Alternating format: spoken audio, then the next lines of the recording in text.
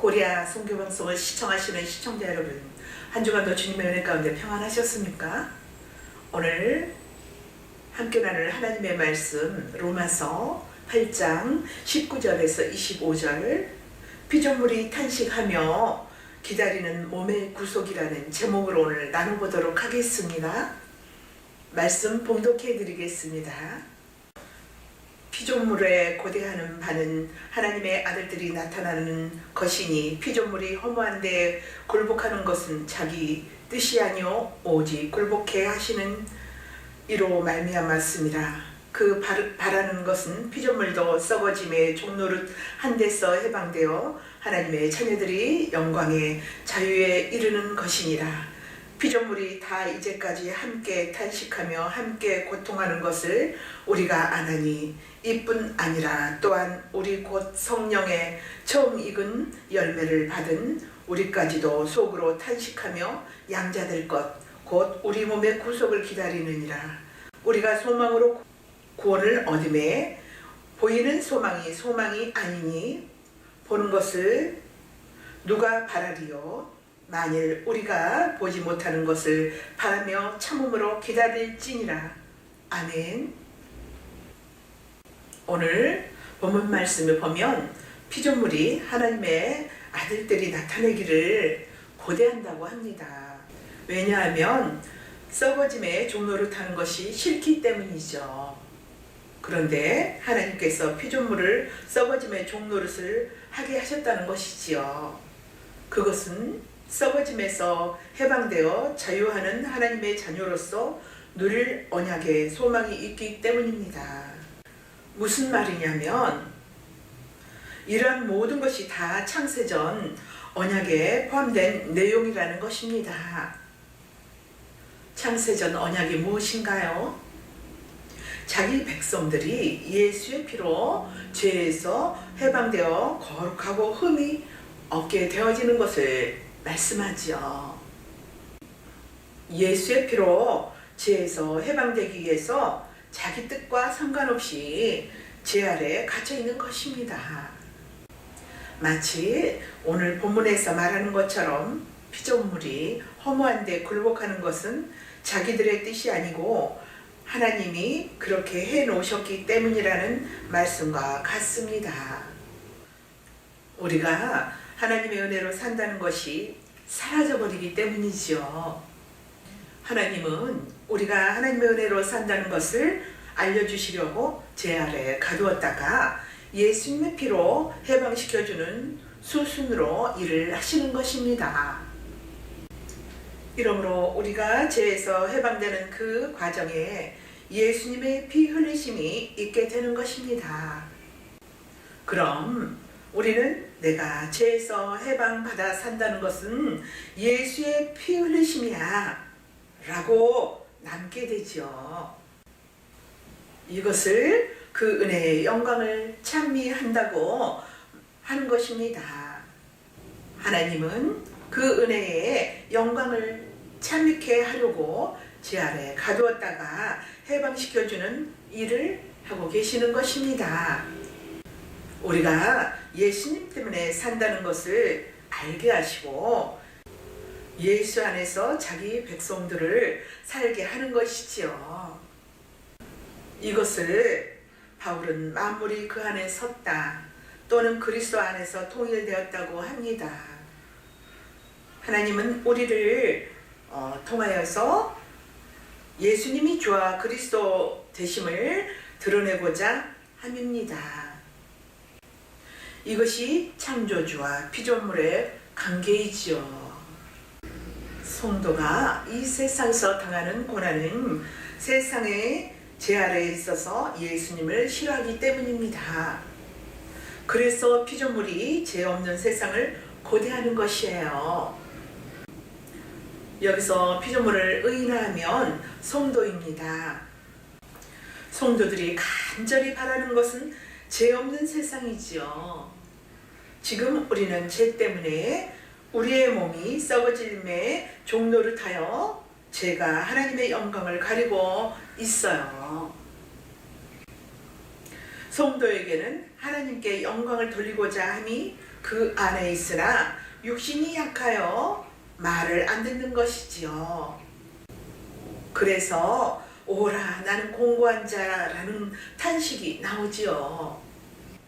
마음으로는 하나님의 뜻에 순종하고 싶은데 몸이 말을 듣질 않아요. 죄에서 해방이 되어 하나님의 영광에 이르는 자유를 맛보고 싶은데 제가 이 몸을 우리의 원함대로 살게 하지를 않는다는 말이지요. 그래서 바울은 몸의 구속을 간절히 기다린다고 고백하는 것입니다. 몸의 구속이란 몸의 구원을 말합니다. 몸의 구원을 기다린다는 것은 현재의 몸이 정상이 아니라는 말이지요.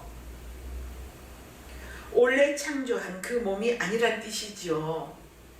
그래서 원래 창조한 그 몸으로 하나님의 뜻을 담아내는 몸을 원하는 것입니다.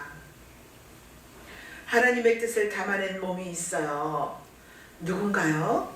예수님입니다. 예수님은 우리와 같은 몸을 가지고서도 죄가 없는 몸이기 때문에 아버지의 뜻을 온전히 순종할 수가 있어요. 우리는 첫 아담의 몸에서 죄 아래서 태어났지요.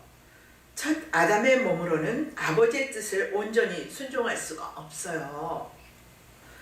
아버지의 뜻은 둘째 아담으로 오신 예수님의 몸으로만 온전하게 순종할 수가 있어요. 바울이 소망하는 몸의 구속은 마지막 아담으로 오신 예수님과 같은 죄와 상관없는 몸을 소망하고 있는 것입니다.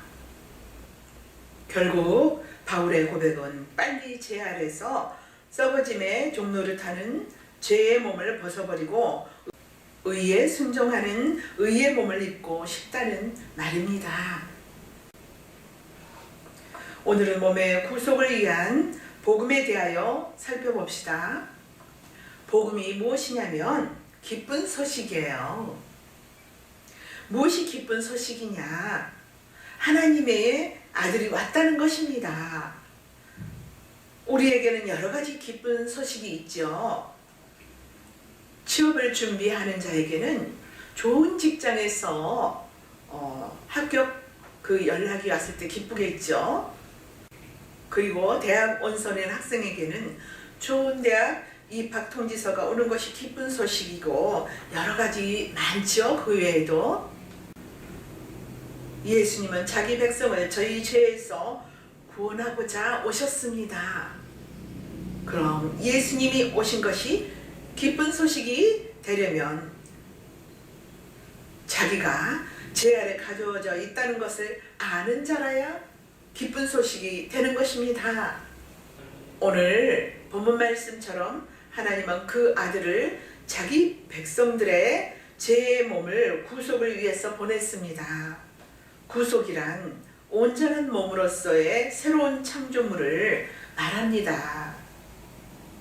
우리의 몸이 죄 아래서 사로잡혀 있기 때문에 예수님이 오셔서 새로운 창조를 하셨습니다. 성경의 증거는 인간의 몸은 죄와 사망에 갇혀 있어 인간의 힘으로는 사망을 이겨낼 수가 없다고 합니다. 인간의 죽음을 이겨보려고 종교도 만들고 과학을 발달시켜 왔습니다. 모든 인간은 죽음을 두려워하며 고민을 하지요. 인간에게 있어 최고의 고민은 생로병사, 무병장수, 불로장생하는 것입니다. 그런데 그 어떤 것으로도 이것은 해결이 되지가 않습니다. 그래서 죽음을 받아들이기로 한 것이지요. 인간은 태어나면 늙고 늙으면 병들고 병들면 죽게 되죠. 모든 것이 그렇습니다. 식물도 동물도 다 그렇죠. 이것은 피할 수가 없는 것이에요. 히브리서 2장 14절에서 16절 살펴보도록 하겠습니다. 자녀들은 혈육에 함께 속하였음에 그도 또한 한 몸으로 혈육에 함께 속하심은 사망으로 말미암아 사망의 세력을 잡은 자 곧 마귀를 없이 하시며 또 죽기를 무서워하므로 일생에 매어 종노릇하는 모든 자들을 놓아주려 하심이니 이는 실로 천사들을 붙들어 주려 하심이 아니요 오직 아브라함의 자손을 붙들어 주려 하심이라. 아멘. 히브리서 2장 14절 16절 말씀에 보니까 인간의 실존을 말씀하고 있습니다. 인간은 어떤 존재냐? 일생의 사망에 매어 죽음에 벌벌 떨면서 살아가는 존재라고 합니다. 그런데 왜 사망이 왔느냐 하면 죄 때문에 왔다는 것이지요. 죄의 싹스로 사망이 주어졌다는 것입니다. 결국 인간은 죄를 위하여 죽게 되는 것이지요. 결국 인간은 죄로 인하여 죽게 되는 것입니다. 그런데 이 죄와 사망을 주관하는 세력이 마귀라고 합니다. 마귀가 죄와 사망이라는 권세를 가지고 인간들을 꼼짝 못하게 하여서 마귀를 이겨낼 수가 없는 것입니다. 이것을 죄와 사망에 가두어졌다고 하지요. 인간은 태어나면서부터 이 구조 안에서 태어났으므로 독자적으로 이 구조를 벗어날 수가 없습니다. 그 누군가가 이 구조 밖으로 건져줘야만 합니다. 그럼 건져주실 분은 죄와 사망이라는 영역 밖에서 와야만 합니다. 히브리서 말씀에 이 죄와 사망의 영역 밖에서 오신 분이 있다고 합니다. 예수님께서 오신 목적은 자기 백성들을 죄와 사망으로부터 빼내기 위함입니다. 예수님은 인간과 동일한 몸을 입고 계시지만 죄와 사망 밖에서 오신 분입니다. 그래서 구원자가 될 수가 있는 것이지요. 예수님이 오셔서 아브라함의 후사들을 사망 권세로부터 빼내 주셨습니다. 무섭고 떨리는 죄와 사망의 법에서 몸을 구원해 주셨어요. 그래서 그 아들이 온 것을 기쁜 소식이라고 하는 것입니다. 그 아들이 자기 백성들을 죄와 사망에서 빼내준 소식입니다. 사도 바울을 통하여 이렇게 말씀합니다. 누가 이 사망의 몸에서 나를 구원해 줄 거라고 말씀하였습니다. 이것은 자기 몸이 지금 사망에 가두어져 있으니 누군가 와서 날 좀 이 사망에 가두어져 있는 이 몸을 구원해 달라는 것이죠. 그 누군가가 구원해 줘야 해요. 그 누군가는 곧 예수님입니다. 오늘은 십자가 피가 성도의 몸에서 어떻게 능력으로 나타난지를 알아보려고 합니다. 베드로후서 1장 10절에서 11절을 보겠습니다. 그러므로 형제들아 더욱 힘써 너희 부르심과 택하심을 굳게 하라. 너희가 이것을 행한즉 언제든지 실족지 아니하리라. 이같이 하면 우리 주 곧 구주 예수 그리스도의 영원한 나라에 들어감을 넉넉히 너에게 주시리라. 아멘. 베드로가 흩어진 12지파에게 편지를 합니다. 이것은 온 성도에게 하는 말씀이죠. 우리 구원이 부르심과 택하심으로 이루어졌기 때문이죠. 창세기 1장에서 천지를 만들고 그 속에 만물을 채우는 것과 같아요. 원함으로 한 것이 아니고 하나님의 일방적인 선택으로 주어졌다는 말씀입니다. 하나님께서 아브라함을 일방적으로 선택하신 것과 같아요. 아브라함을 선택한 것은 복의 조상을 만들기 위함이지요. 택함은 창조와 같고 부르심은 창조의 목적과 같은 것입니다. 하나님께서 창조한 것은 그 목적에 맞도록 사용하십니다. 내가 원함과 상관없이 주님께서 그들을 간섭하심으로 산 자는 자기 뜻대로 살아갈 수가 없는 것입니다. 이와 같이 성도의 몸에 성령이 들어오면 자기의 원하는 대로 움직여지지가 않아요. 성령은 반드시 옛사람의 습성을 죄라고 지적을 하고 그렇게 살지 못하도록 간섭을 하십니다. 하나님께서 땅의 몸이 죽으면 하늘의 몸을 주시겠다고 합니다. 고린도후서 5장 1절에서 8절을 보면 하나님은 잠시 후에 땅의 장막이 무너지면 하늘로부터 오는 장막을 덧입게 해주겠다고 말씀합니다. 즉, 이 몸이 죽으면 새로운 몸을 주겠다는 말이죠. 하나님은 애초에 두 몸을 준비해 주셨어요. 그래서 하나님은 흙에서 난 몸으로 땅에서 살아가는 자기 백성들에게 하늘에서 살아갈 몸의 재료인 말씀을 씨앗처럼 심어 놓은 것입니다. 이것은 마치 사과씨가 죽어서 사과나무를 피어나는 것과 같아요. 모든 것이 그렇죠. 씨앗이 죽어야지 싹이 나고 잎이 나고 열매가 맺죠.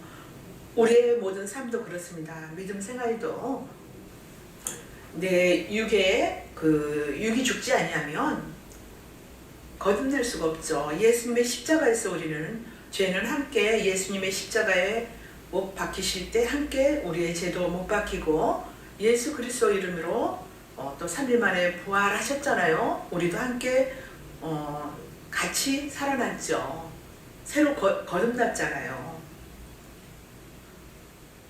이제는 이제 싹이 나고 잎이 나고 꽃이 피고 열매를 맺는 하나님의 자녀로서 이제 살아가는 거죠.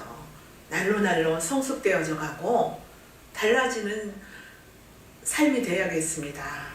하나님께서 그래서 우리의 삶을 간섭하시고 때로는 힘든 일도 겪게 하시고 그렇습니다.